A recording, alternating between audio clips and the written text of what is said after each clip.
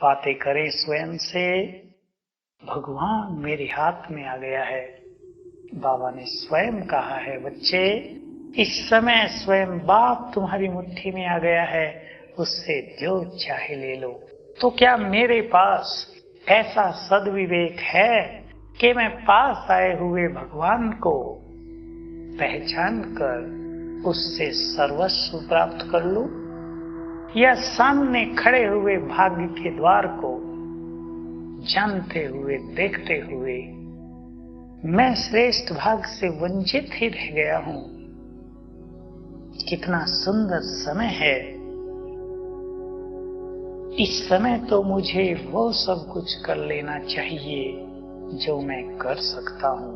सबसे सुंदर बात तो मेरे लिए यही है। इस संसार में अनेक लोग तो बहुत अच्छा कर भी नहीं सकते, लेकिन मेरे पास तो अच्छी बुद्धि है, मेरे पास सद्विवेक है, समझ है, ज्ञान है, शरीर की शक्ति भी है, प्रकाश मिल गया है मुझे।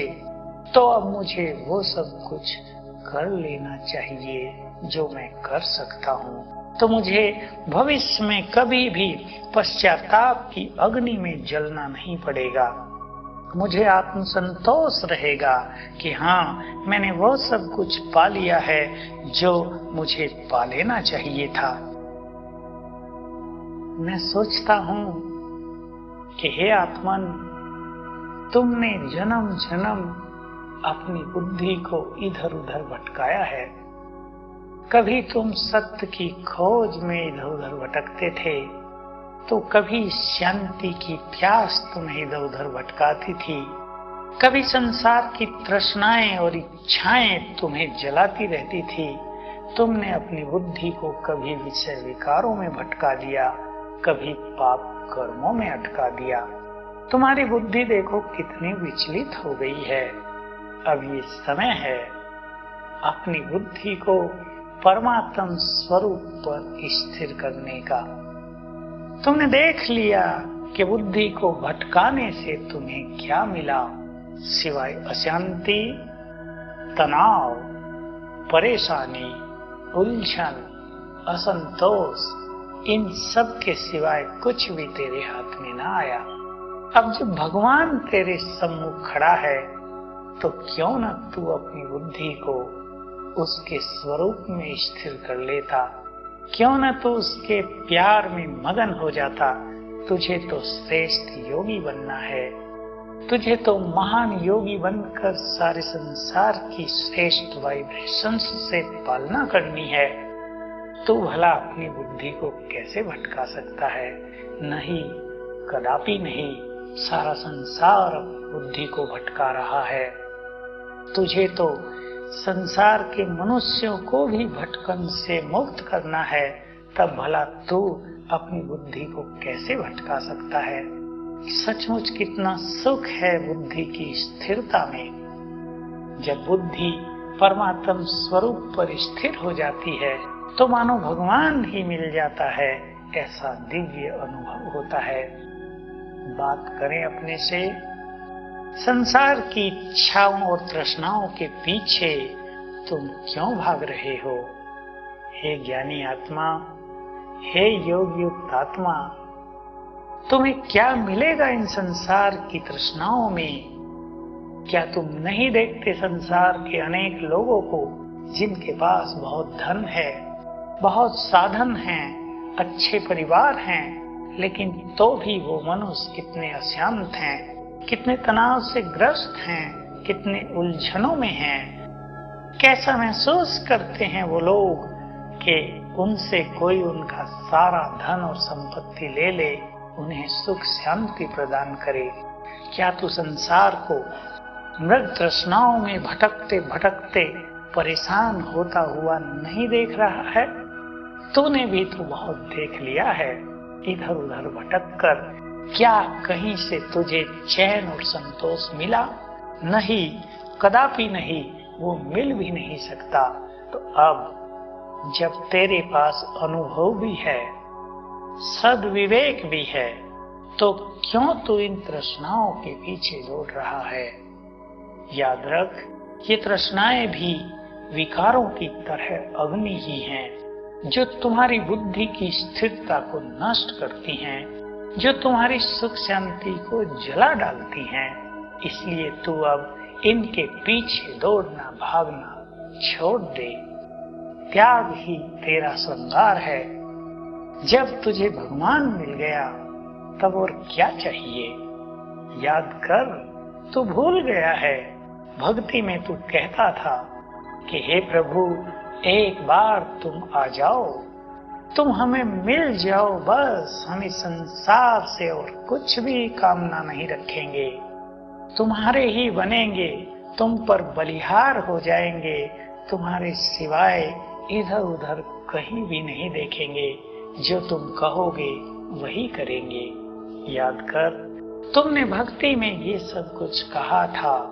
फिर अब जब भगवान तुम्हारे पास आ गया है, जब उसने तुम्हें स्वीकार कर लिया है, तब तुम इन तृष्णाओं के पीछे क्यों भटकते हो? हे योगी, त्याग में ही तेज है। संसार को साधनों के वश होता देखकर, अनेक मनुष्यों को देखकर कि वे साधनों के द्वारा सुख पा रहे हैं, तो भूल जाता है तेरा ये लक्ष्य नहीं है।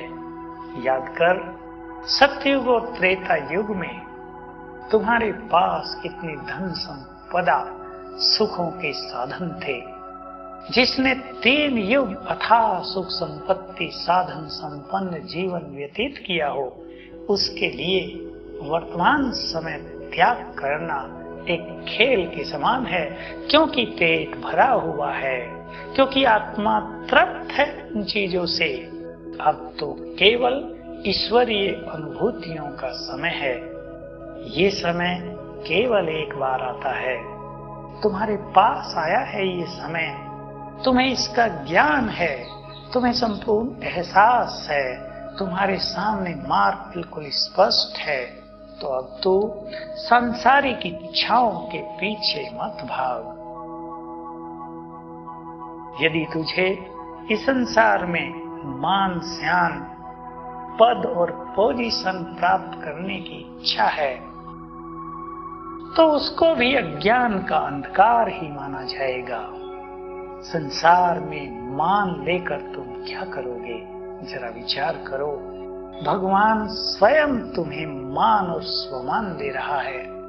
संसार के लोग तो आज तुम्हें मान देंगे तो कल अपमान की अग्नि में झोंक देंगे। आज तुम्हें किसी पद पर बैठाएंगे तो कल तुम्हारे नीचे से कुर्सी खिसका लेंगे। क्या तुम नहीं जानते कि इन संसार के मान स्यान और नाम में क्या रखा है? नाम तो इस संसार में बहुतों का है, लेकिन जिसका नाम भगवान के दिल पर छप गया हो, जिसको भगवान प्यार करता हो, जिसको भगवान सम्मान देता हो, उससे महान भाग्यवान इस संसार में भला कौन हो सकता है? हे योगी, अपने से बात कर ले।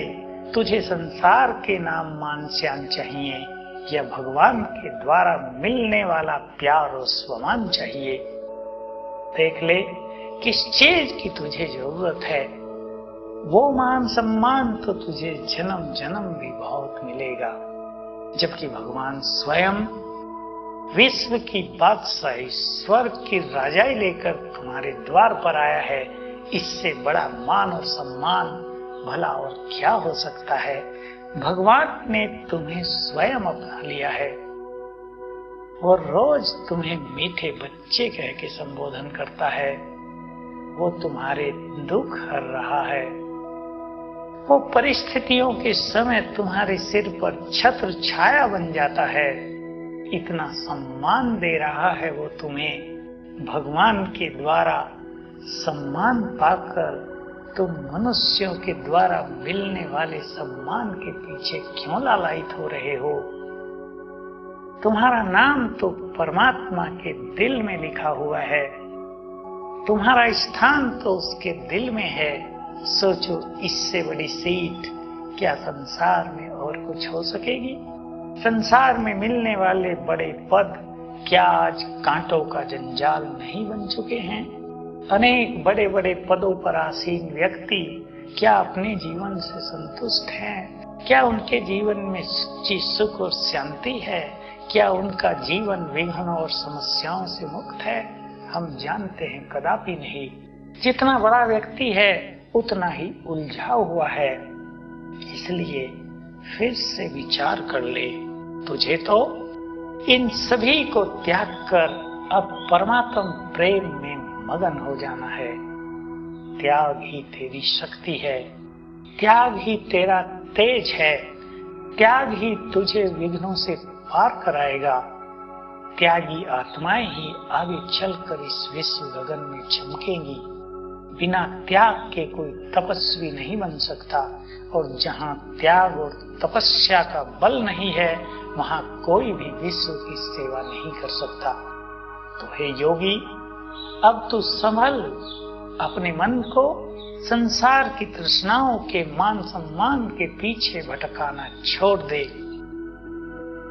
यदि तू गृहस्थ में रहता है तो गृहस्थ में भी संतोष पूर्वक जीवन व्यतीत कर। ये संतोष संसार की सबसे बड़ी निधि है, सबसे बड़ा खजाना है। ये संतोष धन पाकर और किसी धन का ज्यादा महत्व नहीं रहता। जो व्यक्ति गरीब है लेकिन संतोषी है वो सचमुच बहुत सुखी है और बहुत धनवान है। लेकिन जो व्यक्ति धनवान है लेकिन इच्छाओं का गुलाम है, असंतुष्ट है, वो धन संपन्न होते भी अति निर्धन है, अति निर्बल है। यदि तुम बहुत गरीब हो तो भी तुम्हें कुछ निराशात्मक संकल्प रखने की आवश्यकता नहीं। तुम अपनी गरीबी को अपना वरदान बना सकते हो। ये गरीबी तुम्हें महान योगी बना सकती है। यदि तुम गरीबी के संकल्पों से उठकर श्रेष्ठ स्वमान में स्थित हो जाओ, अपनी स्थिति को महान बना लो, तो सारे संसार की धन संपत्ति तुम्हारे चरणों में आ जाएगी। तो हे योगी, तुम्हें अब और किसी चीज के पीछे नहीं भागना है। ये धन, सोना, संपत्ति तो विनाशी है। यदि तू भविष्य से भयभीत है, यदि तुझे भविष्य की चिंता है कि कहीं ऐसा ना हो जाए, कहीं भविष्य में मेरे साथ कुछ गलत न हो जाए, इसलिए यदि तू सोचता है कि तुझे अपने पास धन का संचय कर लेना चाहिए, तो ये तेरी बहुत बड़ी भूल है। जिसका भविष्य उज्ज्वल हो उसे इस तरह की चिंता करने की कोई आवश्यकता नहीं। जिसे स्वयं भगवान साथ दे रहा हो, क्या धन उसके पास नहीं आएगा? जिसके आह्वान पर स्वयं सर्वशक्तिवान आ जाता है, जिसके आह्वान पर सर्व शक्तियां उपस्थित हो जाती हैं, तो क्या उसके आह्वान पर धन प्राप्त नहीं होगा? अवश्य होगा। इसलिए याद रखो, तुम अपने भाग्य को श्रेष्ठ बनाओ। यदि भविष्य में कहीं आवश्यकता पड़ी तो सहज ही तुम्हें धन प्राप्त हो जाएगा, और जिसका भाग्य ही मनुष्य को साथ न दे तो धन होते भी उसे सुख प्राप्त कदापि नहीं होगा। धन उसकी समस्याओं को निवारण कदापि नहीं कर पाएगा। इसलिए धन की लोलुपता, धन का लालच, भिन्न भिन्न तरह से धन इकट्ठा करने की प्रवृत्ति, गलत तरीकों से पाप कर्मों के द्वारा धन एकत्रित करने की इच्छा, ये मनुष्य के पतन का कारण बन जाती है। जिसको महान योगी बनना है उसे तो सात्विक धन और सात्विक अन्न का ही त्याग करना चाहिए, काही के द्वारा ही अपने जीवन का पालन करना चाहिए।